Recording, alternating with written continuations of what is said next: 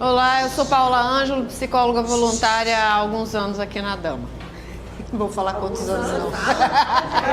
28 anos, há 28 anos. Tem que ficar lá para ele poder se identificar. Aqui? Tá bom. 28 anos voluntária aqui na Dama, faço parte de uma equipe de psicologia com muito orgulho, né? Composta por Tatiana Michelsen e Regina Correia, que agora teve que partir, né? Teve que sair.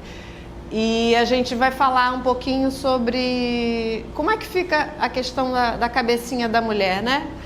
Sobre essa história do câncer de mama, como é que a gente pode ajudar, né? Então, primeiro, após o diagnóstico, né? Como é que acontece, né? A gente tem muitas pessoas que quando recebem o diagnóstico de câncer de mama entram num modo... Entrei em parafuso, né? Então muita gente fala assim, tem os 15 minutos de apagão, né? Muita gente fala sobre isso, né? As pessoas, as mulheres, homens também, né? Quando recebem um diagnóstico de câncer, de qualquer tipo de câncer, tem esses 15 minutos de apagão, que é aquele momento onde a pessoa não escuta nada, não ouço nada, não vejo nada. Por isso é tão importante estar acompanhado de um familiar ou de um amigo muito próximo quando você está perto quando você está ouvindo essas histórias, né? Quando você está recebendo o diagnóstico, principalmente, né? Porque o que acontece? Muitas perguntas vêm à tona, né? Por que eu? E agora o que eu faço? É como se... e vocês já passaram por isso, né? Quem recebe o diagnóstico de câncer abre uma sensação de que tem um buraco. Eu ouço há quase 30 anos essa história, né? Quando eu ouvi do médico que eu tinha câncer, né? Parecia que o chão abria os meus pés. Então é uma sensação de insegurança muito grande, né? Que as pessoas relatam isso, né? Então, por que eu, né? Uma questão é, por que eu? Mas por que não eu? Quem eu sou melhor ou pior do que alguém para receber um diagnóstico de câncer? Câncer não é um diagnóstico por merecimento, não é porque eu fui ruim ou porque eu fui boa. Eu sou viva, estou vivo, então é uma doença como outra qualquer. Lembrando Maria Helena Alto, né, que a gente conheceu bastante, uma amiga nossa aqui da Dama, ela dizia, doença não dá em poste, dá em gente. Então, se dá em gente, pode dar em mim também, né? Qual o problema? Então, muitas perguntas, por que eu? E agora o que eu faço? E será que eu vou morrer? Né? Porque é um diagnóstico que te bota de cara, como diria, de cara pro gol, não, mas de cara para a sua finitude, né? Você fica olhando para a morte e fala assim, será que agora é a minha vez? Né? É uma sensação muito ruim. E aí, esse é o papel nosso, né? Que já passamos por essa história, de poder ajudar essa mulher, esse homem que está tendo esse diagnóstico novo de câncer, né? Como é que a gente pode ajudar? Então vamos lá. No enfrentamento, depois que passa essa fase do diagnóstico, vem o enfrentamento. E aí a gente já ouviu a mídia falando milhões de vezes, né? Porque passa por essas 5 fases, né? Culpa, revolta, barganha, tristeza e esperança. O que é isso? Existe uma ordem certinha? Não existe ordem certinha. As pessoas têm essas sensações ao longo da sua vida, no enfrentamento do câncer, né? Então, a culpa, a gente pode pensar assim, uma pessoa se sente culpada quando ela pensa assim, o que eu fiz para merecer isso, né? Pô, será que eu fui uma mãe ruim? Será que eu fui uma filha ruim para os meus filhos, né? E será que eu estou recebendo esse diagnóstico por conta de um castigo? É um castigo divino?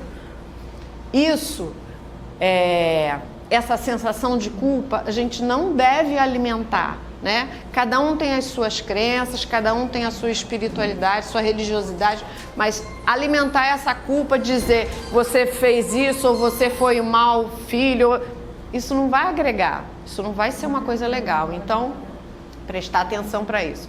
Revolta também é uma fase muito...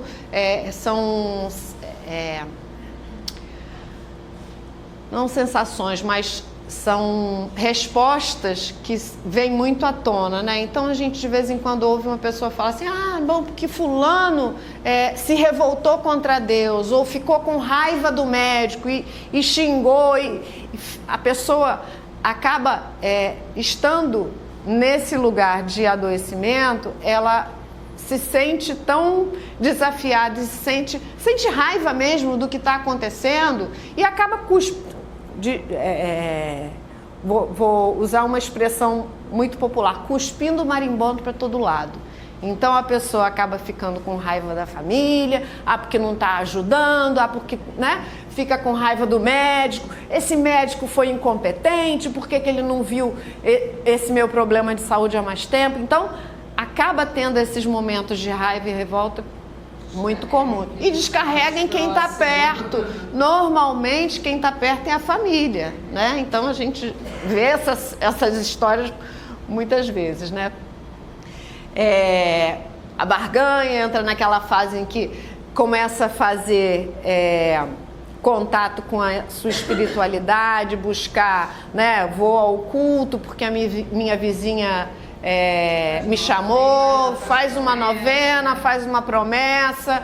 Tá errado isso? Tem nada de errado nisso, gente. Não tem nada de errado. Fazer esse movimento, qualquer pessoa pode fazer e não tem problema nenhum.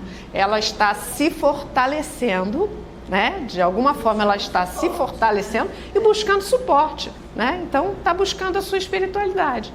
Porque ela tem a tristeza de estar vivendo essa história toda, mas ao mesmo tempo tem esperança. Esperança porque ela vê outras histórias felizes acontecendo, né? Outras pessoas, né? Essa comunidade enorme de mulheres e agora de homens, nossos queridos, né? Passando por essa história e contando as suas histórias. Então, isso aí. E uma questão também muito importante, principalmente para quem tem filhos pequenos, quando se depara com o seu diagnóstico de câncer de mama, e agora? E meus filhos? Como é que vai ser? Quem é que vai criar meus filhos? Se eu vou morrer? Se eu posso morrer, quem é que vai criar meus filhos? Então, isso é uma questão muito importante que acontece. Madrasta, tá? Tomara que ela seja boa. Vamos lá, no enfrentamento. E aí nessa bagunça toda que fica a cabeça da mulher, né? A gente vive... É o de cima que aponta? Qual que aponta aqui? É esse aqui? Esse botãozinho aqui. Ah, tá. Tá. E aí a gente se vê numa gangorra. Quem lembra da infância da gente brincar de gangorra, né? Então... A gente vive, a mulher vive, né? A pessoa com câncer vive.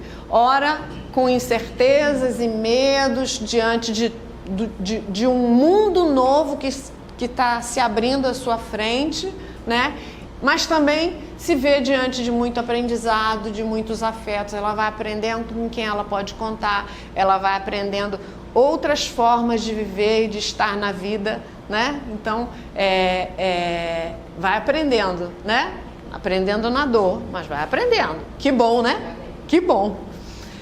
E aí a gente tem algumas modalidades de enfrentamento. Um proativo, que é a pessoa que corre atrás, que vai ao médico, o médico indica um exame, a pessoa vai lá e fazer. Ou as pessoas que ficam paralisadas ou em negação, né? Com dificuldade de sair do lugar. Aquela pessoa, aquela vizinha que você teve notícia, ela está escondida em casa, deixou o exame dela na gaveta, não está procurando, está se negando a acreditar que isso está acontecendo.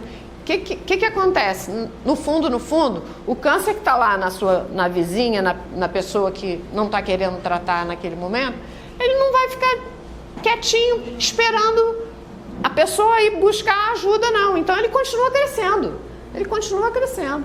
E se a pessoa fica sentada esperando em berço esplêndido, né, algum milagre acontecer, e eu não descarto milagres, mas assim, a gente tem que fazer a parte da gente. Então, se tem que buscar um caminho, né, tem que correr atrás. E aí, quando tem uma pessoa do seu lado que você sabe que está embromando, está enrolando, como diz na gíria, vai lá, bota o bracinho do lado dela, tenta ajudar de alguma forma, né? Posso falar? Pode. Tudo isso que está passando aí aconteceu comigo. É? E eu estou do lado de uma pessoa aqui que foi no meu braço. Ah, que maravilha! encontrei com ela no mercado e eu com o meu exame guardado na gaveta com medo de ir ao médico. Isso aí, mas Fiquei um pouquinho isolada, chorosa, cheia de medo de tudo. E aí, do nada, eu fui no mercado fazer uma compra e encontrei com ela que estava com passas na mão e eu comprando coisas que eu não podia comer, porque eu sou diabética também. No final das contas, ela conversou comigo, você está fazendo do nada, a gente não se conhecia, nunca tinha visto ela na minha frente, aí de Lamar. E aí, foi quando ela falou comigo, do nada, eu falei, estou triste, pensando na minha vontade. Não sei o que fazer, estou morrendo de medo. E aí, ela me orientou. ela te deu o braço. Que bom. Para falar com a doutora e também me agregar vocês. Ótimo. Eu sentia muito medo. E graças a Deus, estou muito bem acolhida, fiz todos os meus exames, graças a Deus eu estou bem e muito grata. Que bom. Em seguida, eu fui procurar a Heloísa também, que foi indicada por aí. Que bom. Então, e aí qual é o nosso papel? Qual é o papel do voluntariado nessa jornada, né? Como é que eu posso ajudar? Você só pode ajudar alguém se você estiver bem para ajudar o outro.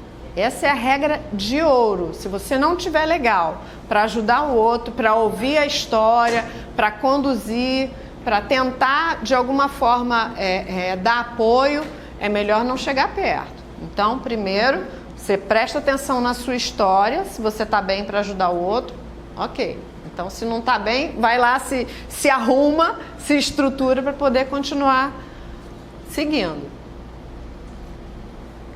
É para cá ou é para cá? Ah, bom. Então aí, o que não dizer? Eu trouxe alguns exemplozinhos e aí a gente vai, vocês podem também depois me falarem, né? Alguns exemplos do que a gente não deve dizer para a pessoa, né? Então, não se preocupe. Quem somos nós para dizer isso, né? A pessoa está preocupada, realmente, ela tem um diagnóstico de câncer. E aí? Diz assim, não se preocupa, aquela batidinha no ombro, isso é terrível, né? Você desvaloriza o sentimento da pessoa, né?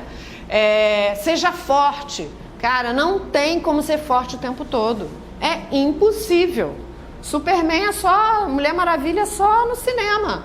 A gente é gente de carne e osso. Tinha uma professora na faculdade que falava assim, aqui não corre água mineral, é sangue. De todo mundo é sangue, então a gente tem que ser forte, mas tem que ser fraco também, tem que se permitir ser fraco, porque não tem problema nenhum, né? Você vai ficar bem, também não tenho garantia nenhuma. Eu entendo que as pessoas quando falam você vai ficar bem, é no sentido de acalentar, né? Acalmar o coraçãozinho daquela pessoa, mas a gente não tem essa garantia. Então, talvez você vai ficar bem não seja uma coisa muito adequada, tá? Depois eu vou dizer o que pode dizer, tá? Não tô só marretando, não, né?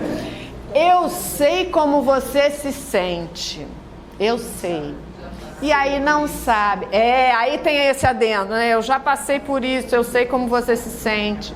Não sabe, só quem sabe é aquela pessoa, porque aquela pessoa é única, aquela pessoa carrega uma história de vida, talvez aquela pessoa tenha tido um monte de gente ao longo da vida que ela cuidou que teve câncer, ou que ela perdeu pessoas significativas na vida dela com câncer, então a gente não sabe, né? Não é legal.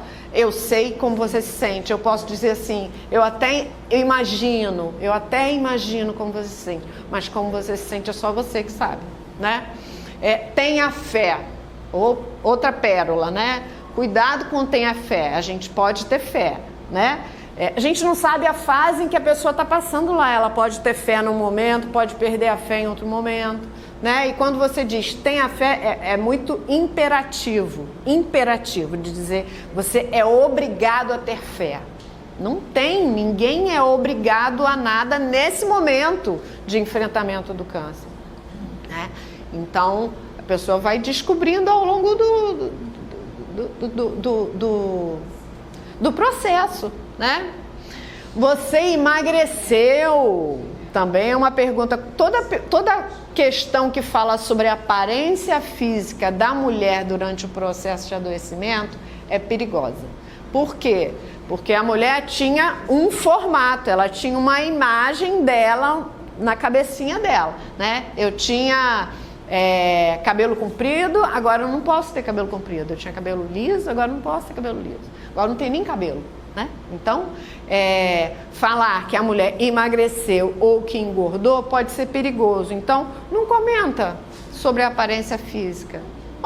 Gostei de você, você tá com uma carinha boa. É uma coisa legal de falar, né? Acho que cabe, né? Seu cabelo vai crescer mais forte. Também é uma questão controversa, porque para ela naquele momento, tá sem cabelo é muito ruim, é muito triste, é muito dolorido, né? E é como se fosse um prêmio de consolação. Fica calma, seu cabelo vai crescer mais forte, né? Fica tranquila. E aí pode não ser legal. Voltei. E aí o que a gente pode, o que deve dizer, o que é legal de dizer. Tá gelado aqui? É o último. Porque cada um tem o direito de viver sua própria história. Lembra aquela história lá que eu falei, né? Cada um tem eu sei como você se sente? Não sabe. Cada um tem a sua história, né? Cada um tem a sua história, né? Eu imagino como você se sente, pode ser um pouco melhor, mas ainda ouvi algumas pessoas falando assim, mesmo dizendo eu imagino como você se sente, eu ouvi críticas, eu ouvi a Assunção comentar sobre isso, né? E aí o que é legal? Como eu posso te ajudar? E aí, como é que eu posso te ajudar? Eu imagino que você esteja passando por um momento difícil, mas como é que eu posso te ajudar? Né? Posso fazer uma sopa para você? Você quer que eu faça um lanche para você e leve para sua casa? Quer que eu leve, quer companhia para ir fazer um tratamento? Quer ir à quimioterapia? Eu posso ir com você, você quer? Né? Quer que eu busque seus filhos na escola, quando tem filho pequeno, né? Então, são perguntas ou questões que você se coloca no lugar de ajuda, de auxílio, de uma forma mais prática, né? Porque, na verdade, a pessoa precisa de ajuda, muitas vezes, dessa parte, da prática da vida, né? Porque não tem... Logo depois da cirurgia, né? Te ajudou a tomar banho? Então, né? Então, um outro tipo de ajuda, porque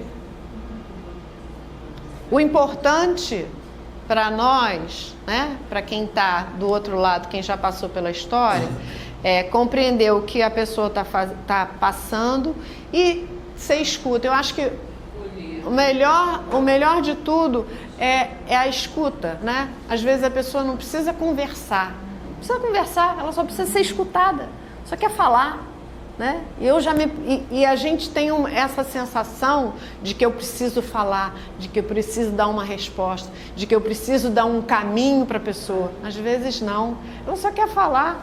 Ela só precisa desabafar. Às vezes ela precisa falar para se organizar internamente, para organizar seus pensamentos e para dar o próximo passo, para dizer, ok, eu estou assim, assim, assim, mas agora eu consigo fazer isso. Então é para ela se organizar. E quando ela tem alguém que escuta, sem criticar, sem adulterar o que ela está falando, né?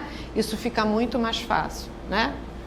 E é isso, eu acho que assim, no mundo ideal, no nosso mundo ideal, né, eu queria que todo mundo tivesse acesso aos melhores tratamentos, né, aos melhores médicos, aos melhores medicamentos, aos melhores cirurgiões, né, mas eu não tenho esse mundo ideal. Então o que eu tenho é uma sala cheia de mulheres que entende, que tem informação de qualidade, porque hoje está vindo aqui fazendo a capacitação, né? Porque hoje está aqui disposta a aprender e levar essa informação, que é uma informação de qualidade, para outros lugares, para outras comunidades, para a sua igreja, para a sua vizinhança, para a sua família, né? Isso é muito importante, né? Porque o que nós temos para oferecer é informação de qualidade e acolhimento. A gente tem abraço o tempo todo aqui, né? Então, eu gostei de recortar essas imagens porque me confortou o coração, porque eu sei que isso não é fake, não é só para aparecer, é de verdade que isso acontece, é todo dia que isso acontece.